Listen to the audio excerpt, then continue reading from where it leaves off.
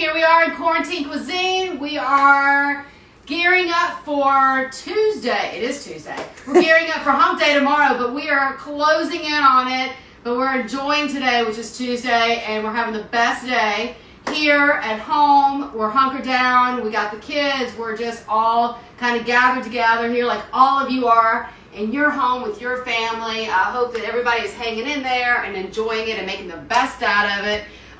The silver lining is, hey, we all get to cook every day, and we get to cook in the kitchen. And for some of you guys, this is why I'm here every day cooking dinner, to help you out. And some of you might just want to tune in to be entertained, because we're kind of entertaining, aren't we, honey? You know? Honey? You are. Honey? You are. Honey? I love watching you cook. I don't have much to contribute here, but watching you, I could watch you cook all day, all night, every day. So sweet. Well, You're I will amazing. tell you, I'm doing something now today that is way back from my childhood. It's called Frito Pie. I mean, have any of you guys ever heard of Frito Pie or had it? If you had, you know how delicious it is. My mom used to I've never it. had it. You never had it. But I didn't even know there was a kind such of a thing as Southern Frito thing, I think. Frito Well, some people pie. might claim it for themselves, but I know it as a Southern thing, and we would have it when we were camping. My mom always made chili, and there's various ways of making Frito pie. I'm making it this way. This is the way I like This to make looks like it. a sloppy Joe to me. Well, it could go in any direction. You could do sloppy Joe. You could take it into a lasagna. We could make anything out of this, a bolognese. But we're gonna make Frito pie out of it. And some people use beans. Sometimes I've used beans. I know my mom just made a big chili like this, very similar with cumin in it. Free said she made this last week. Can you believe it? God, it's so fun. No, I can't believe it. I didn't know many people made Frito pie, but I'm obsessed with it right now. And I think it's kind of one of those trendy things that's happening, but it's always been in my life. It's a trendy thing that's happening? Well, Happening where? I've seen a lot of people have been talking about it. Oh, really? Like kind of wacky dishes they're doing in quarantine. Oh, and this got happened it, to be got it. one of them, and it's what kind of was like, well, wait a minute, that's something I've had my whole life. So it's not very trendy for me because I've always grown up on it. But my mom used to take Frito bags when we were camping, and she'd make her chili, and she'd have her cheese and different things out, and she would split the bag in half, open it up, and just just kind of take a knife and split the bag kind of down the middle, open it up like this, and just pour the chili and all the stuff in it, and you just take a spoon and you eat it right out of the bag, which I thought was really cool. That's definitely like camping. That's camping. So what I'm doing is I've got my ingredients, and we have an incredible guest on. We have Jed on, and let me tell you, you know you're successful when you go by one name. He's our dear friend. He is an amazing, amazing chef. And well, he's actually an influencer, marketer, influencer, restaurant owner, but he says he does kind of try to cook, and he basically says he reheats better than he cooks, but you know, he's definitely an influencer, marketer, restaurateur. He is at Daily Food Feed and also Try It or Diet. He's got a combined total. His daily food feed's awesome. It's amazing. He's got a combined total of 1.2 million followers. He's CEO of a restaurant marketing agency, Squad Goals Media. He's a co-founder of The Loop, which is this incredible handcrafted churros. They have 4 locations. Oh, those are so sick. He's also the co-founder of Fiend Coffee in Huntington Beach. He's the marketing director for Afters Ice Cream. They have 27 locations in Southern California. He's also the proud dog dad, he says, of Pablo and Gucci. But I will tell you, he's a triple threat because he's an influencer, he's a marketer, and he's a restaurateur. Let me tell you, he is so talented. He's such a great guy, so fun. We met him at I think it was at a Facebook event. And he was An Instagram event, yeah, totally. Instagram, Facebook, same thing. Instagram and Facebook, they're all combined. And he was so fun, and we fell in love with him. He was so fun, and we fell in love. We said, we got to be on the show. And I just was like, you know what? I love churros. I love Frito pie. I'm putting them together today in some way. But he does so many different things. But more importantly, he is one of these guys who can take your concepts and really figure out how to make them pop. For Instagram and for your social handles. And hey, speak up. Hey. What's up? I can't doing? believe I was getting that amazing introduction from you. I can't believe it. Oh, well, of course. I mean, I was like, you do so many amazing things.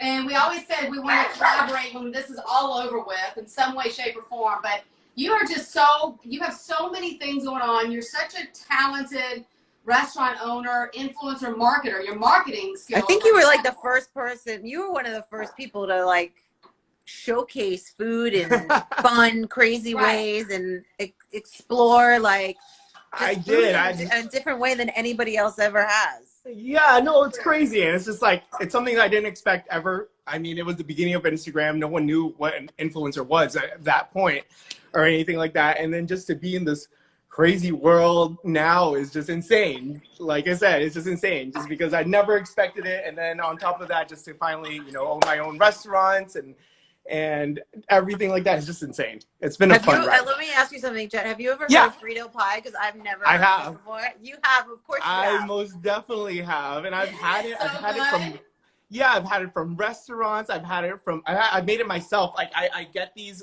a lot in parties, actually. Really? It's almost like a taco bar where you have your Frito bag and then you just put everything in there. That's what I'm doing right now. I just love made them. Sauce. And there's a lot of on the bottom. We need too many bags for our family. I had to open like a whole carton of Fritos. And over here locally in like Southern California, there's so many like michelada, like Mexican paleta places, and they actually do a lot of those different kinds. They do it with like hot Cheetos, they do it with Doritos, they do it with Fritos, they do it with all sorts. Wow. Yeah. Well, I'm going to do mine. I did mine with original Fritos on the bottom. And then what I did was I put out some sides. Like I'm going to put sour cream for the kids and salsa. We've got that was so cilantro, some jalapenos. Some of the kids really actually do love spice. So we're going to put that on. But then I'm going to top it. I'm going to do a little something different. I'm going to put some chili cheese on top. you know the way to my heart then. Oh, honey, let me tell you. Let me ask you something about marketing right now. Of course, the restaurant industry is hit harder than ever. Absolutely. And a lot of, our restaurants are closed. I'm sure some of yours have closed. What is the situation with your restaurants right now? Right now, most of my restaurants are closed. For After's Ice Cream, we just reopened a lot of the restaurants for pretty much just grab-and-go ice cream. My churro places right now are currently closed. It's an interesting it's an interesting time to be in right now. It's just pretty much about navigating what you have and how to make it interesting and how to work through pretty much. I hate saying the new normal. I hate it to be the new normal, but I think it is for the meantime. Right. So just in that way, it's just kind of just readjusting, where we need to be, how creative we need to make things, whether we need to make things a little bit more convenient for people, or people need to like kind of store up more of like their ice cream, whether, we're now selling pints or we sell them a churro making kit, something like that or other. It's just to be a little bit more creative. Cool. Yeah. That's really cool. I want a churro making kit. I know, I'm gonna get one from you. Here, I'm putting this in now, guys. That looks beautiful. I can't wait to see the cheese. You're so right. It's about how you pivot, and I think that we're all going to have to do. We all are doing it. What are some tips that you can give to anyone who has a restaurant right now, or is struggling, or have had to close their restaurants? What are some tips that they can do marketing-wise right now to help with anything, like getting the word out? Is there anything that you can give to people out there that are listening? Any advice on that? Absolutely. I really think the biggest thing is just don't stop marketing. I mean, there's always ways for you to get your voice out over there, whether it's social media is a great place, Instagram, TikTok, wherever it may be. I think a lot of people, a lot of business owners are just get so, caught up in everything else. There's so many other operations that need to make happen and have work that, marketing kind of goes as, the last thing that's kind of happening over there. But that's what you need for people to know what your product is and that you're still around and you're still, you're still there and ready to serve people. So I think that's the biggest tip, is just to make sure you just are consistent and you just keep going and you just keep on telling people what you have to offer. And just keep going, because people are listening. And that's what's great about, and that's what I've always loved about social media. And that's a part of it that's become really near and dear to my heart, is that you're able to have something like Instagram, have something like Facebook, have something, any of these tools where marketing is free. You have people that listen to you, you have your fans that listen to you, and they're there to support you. So I think that's the biggest tip. Honestly. That's amazing. Now, you said that even though you have all of this knowledge about how to run a restaurant, open a restaurant, get it, make it successful, but at home with cooking, you're better at reheating. That's your specialty. What are you doing right now, Ben? We saw you order Chinese food last night. Looks so good. So good. Yes, I love that whole box. Yes, I love that, because it's like that. That's like 2-3 meals to me. So and I love how Chinese food reheats. I say I love reheating food because it's just, you know, I don't just try to stick it in the microwave. I try to make it either as it was before or better than it was. So I will, you know, separate them all out, make sure all the things that need to be crispy get into the oven, make sure the things that need to be nice, gooey, and warm go in the microwave. That's good. And I'm just so methodical with that to the point where it's just like, oh my God, this is delicious, amazing. So those are good tips for leftovers, because people are, when they get so exhausted from cooking, because we're cooking more than ever in our kitchens now, you know, and they order something for takeout. That's a really good tip for people, is to take out, you know, if you want to repurpose it in a way that makes it exciting, or something that's, you know, not just what you reheated or what you had last night, taking it, pulling it apart, separating each part of it, and, you know, cooking on the stove what needs to be cooked on the stove, or reheating it really quickly, or popping it in the oven. That's such a great, those are great tips, because let me tell you, that is the name of the game right now, is trying to save money. I love that that box is like $10, because we're all trying to figure out those kinds of deals right now, and we're also trying to cook on a shoestring. We're also trying to feed a lot of family. Trying to feed a lot of family. If you have a bigger, even if you have 2 kids, you know, and there's 4 of you, that's still considered every, you know, it's 3 meals a day, 7 days a week at least. So, I mean, those are really good tips, because I think a lot of people are doing the same thing you're doing. You know, they are trying to order out, or trying to at least support the local restaurants. Exactly, and that's what I love, is I do love, you know, supporting all my local businesses and everything. So I do order a lot, and I'm not going to be able to finish it, you know, all in one night. So what I really try to do is I do use those ingredients for other things. If I get chicken tenders and I have extra chicken tenders, then I'll make a pita sandwich the next day with those chicken tenders, or something like that, or other, so I can still pull the stuff from my fridge that I regularly have. But I feel like at the same time, I'm still able to support the local businesses. That, like I said, that's my love, is just the restaurant industry itself. And I just wanted to see it survive. And there's so many great, amazing concepts that have come out that I just would love everything to survive, and just to make sure that they're still around. It's so true. How is, now, are you quarantining with Pablo and Gucci? Is there someone else you're quarantining with? Who are you quarantining with? I am here with my 2 dogs, and let me tell you, I think I've gone a little bit crazy. Because I have both of them, but you know what? I've been finding creative ways. I've been on a lot of Zoom chats, and I mean, a lot of Zoom chats, and a lot of drinking on these Zoom chats also. But I think it's been okay. I've been keeping busy with work, and you know, it's like I have all the businesses that I need to figure out, and all my clients, and all this stuff. It's just, I'm, you know, I think in times like this, I don't get down about it. I think it's just more of just pivoting and just trying to figure out like the next step and the next thing that you're supposed to do and everything. And it's a oddly fun challenge for me to kind of figure out. So. Willie said leftover chicken tenders and a pita sandwich. Oh yeah. Yes. Those are some good ideas, you guys. I just did that the other day. That's why.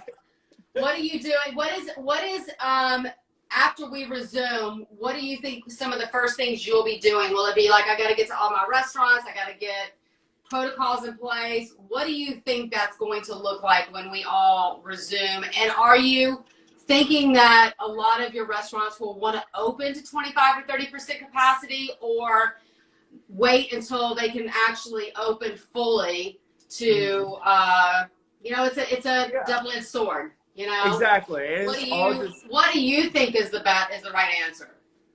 I think the right answer is for each of the restaurants, depending on pretty much what they are, their operations. I know some of my places it's easier to, you know, close for a month and lose out on rent than actually be operating throughout, you know, a time where you're not going to be making business. It's trying to figure out what's best for your business, trying to figure out what's best for the staff itself and the people that you're supporting. But at the same time, it is about just being creative right now. I think that's you have to try to figure that out in the best way possible, just to, you know, and those are the people who are going to win. But at the same time too, it's going to come down to the food, you know, as much as I'm a food influencer and I'm all about the cheesy, the crazy, the, you know, extravagant, like chocolate explodes everywhere kind of food. as much as I'm about that, you know, at the end of the day, it's about the food. It's about, you know, how good it is. It's about, you know, the love that goes behind it. You can taste that. That's something you can't show on Instagram ever, you know, and that's what's always going to make, you know, brand survive, is just the actual cuisine and the food into it. So that's, I know that all my favorites are still going to be there. I'm just going to have to find different ways of getting it. Exactly. Well, we love that too. You know, what do you, Jed? I ask this for all of the influencers that I have on. What do you think this is teaching us? You know, I think it's teaching us a lot of things. I think, you know, just humility, I want to say, and, you know, just, you know, it's not always about everything amazing that's happening, how amazing my life is, how amazing everyone. It's not. I don't think I've ever done that for my stuff. I've always said that, like, I don't try to be famous. I always make I'll make my food famous. I'll make my dogs famous. It's never about me. And it's just because I think it's just a focal point of what it is. And I just think that people are just going to be a little bit more, you know, reserved in what they share, and that, you know, this influencer lifestyle is not as extravagant as people like set it out to be. It's not all about, you know, Lamborghinis and all this other crazy stuff. There's a lot of work that gets put behind it for a lot of influencers, and most of those influencers that put a lot of work behind it and are successful don't need to show off all those things, is because they actually have the audience for whatever that they need it for, you know. So I think that's a big part of it, is just kind of stepping back into a more realistic view of what people are and who people are, and just be a little bit more authentic. And I love that part of it. I love that too. I think that that's what we've talked about a lot, is the fact that because of being quarantined and due to being, you know, this pandemic, we've all been and being home, you know, whether it's with our dogs, our kids are walking in during Zoom meeting, whatever it is, you know, it's made us, and not, you know, we're not getting our roots done. We're not getting manicures, pedicures. We're not getting glammed up. That's a great thing. That's actually, that's been such a, to me, that's been so wonderful to just be fully who I am all the time. And you guys see me with just a little bit of something I put on, my hair back. My piece is coming in. That's why I have a hat on. You look good, Jen. Yeah. You know, I mean, so it's like, but you know, that's the thing, is I think it's, but I'm cool with that, because it's really about being real. And I think that's been one of the wonderful silver linings of this, is that you see people in their real authentic states. And that's been amazing. Absolutely. And I hope that transcends into, you know, the food that I do even too, because I've always said this, that, like, I went through that point where it's just like everything is just way too crazy, and like it's not even edible, to the point I've had those times, but I really feel like it's coming to the point where things are really simplifying down, you know. Like these days I just want a good, like, simple burger, Frito you know. Pie. Oh my goodness. Frito Pie. That's a good segue into Frito Pie. Because you know what? Familiar flavors will always win, and that is a familiar flavor to me. So true. Familiar, homegrown. I mean, look. Yeah, I still think that looks like sloppy Joe, honey, with Fritos. With Fritos on it. Well, it's kind of is sloppy Joe meat with Fritos in it. That's really what Frito Pie is. You could. We were laughing before you came on, saying we could turn this meat into a whole bunch of different things, and so it was really funny to hear Nicole say, "Well, it kind of looks like sloppy Joe's to me." And I said, "Well, it kind of could be sloppy Joe's. It could be. It's really whatever you want to make it." And wait, Nicole's never had a Frito Pie? I've never had a Frito Pie. I've never even heard of a Frito Pie. My God, you are in for a treat. You are. Yes. It looks it looks amazing. Well, you are amazing. We can't wait to connect when we all resume live, Jed. And I mean, you were just a wonderful. We're so glad that our world is connected. And where can people who are on here find all your, like, interesting and fun and crazy photos and findings and restaurants, and where are the best place for them to go? Well, that's definitely Daily Food Feed. That's my little page that I grew from 5 years ago or so. Love. It's amazing. Thank you. It inspires us. Thank you. So Daily Food Feed is where you'll find all my food. I also have another page called Try Our Diet. That's more of our like a nice repost page, trying to find like some new foodie influencers and stuff like that we get to feature and all that other stuff. But I have those 2 pages, and I have, you know, my doggies and all that stuff. But my food is the best one, so you gotta check it out on Daily Food Feed. But I adore you both, and I really it's funny because we had met like right before quarantine, pretty much. Yes. It was literally right before quarantine. Yeah, or else we would be eating churros together right now. We absolutely, with Frito Pie, we would be absolutely eating some churros. Well, we can't wait to eat some churros with you and so many other things, honey. And thank you so much for being on. You're a wonderful. We watch Daily Food Feed every day. We just check it out to see what you're doing on there. And thank you guys so much. And I'm giving you a big food hug. Oh, same. Thank you guys. Here so if you much. need Such anything. And happy belated Mother's Day. Yes.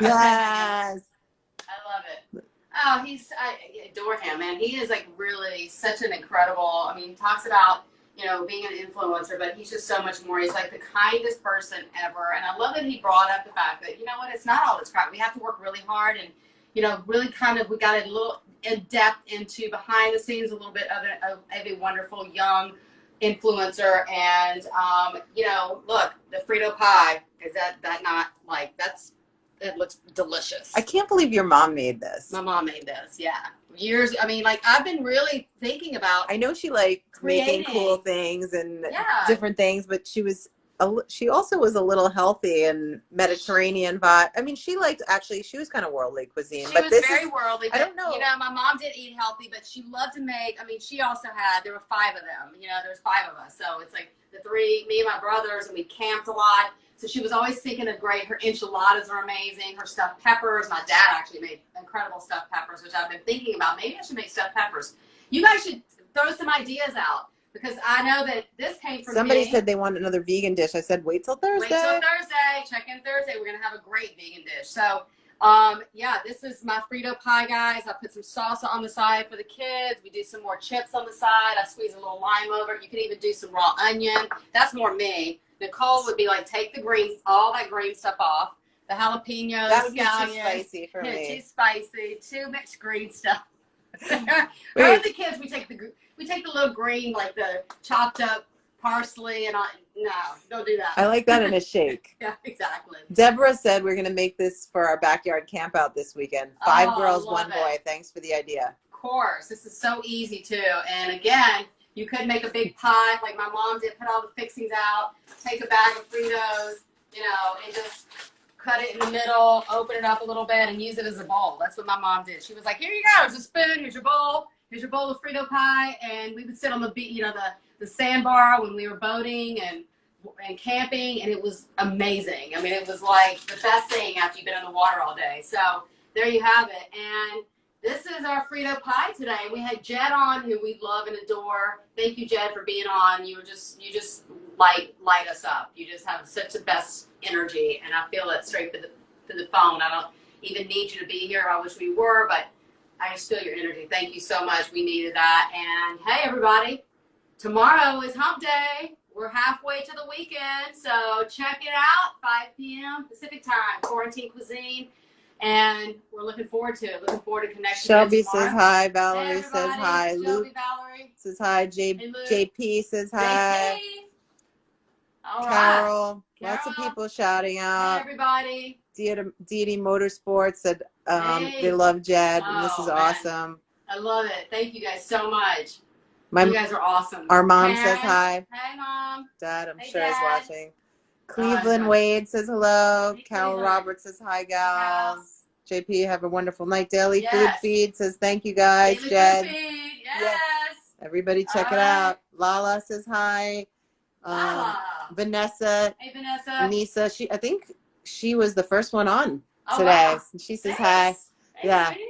Appreciate that. All the love. It's like it feels good today. It's A girl like named Lola said see you uplifting. tomorrow. Yes. Golden Stacks, hi from Detroit. Detroit in the house. We have a restaurant there. Falco said hi from Patricia in New Jersey. Hey, Jersey. And Yes. someone from Panama says hi. Wow. Off the Grit. Jewel says hi. Jewel. Everyone. Right. Awesome.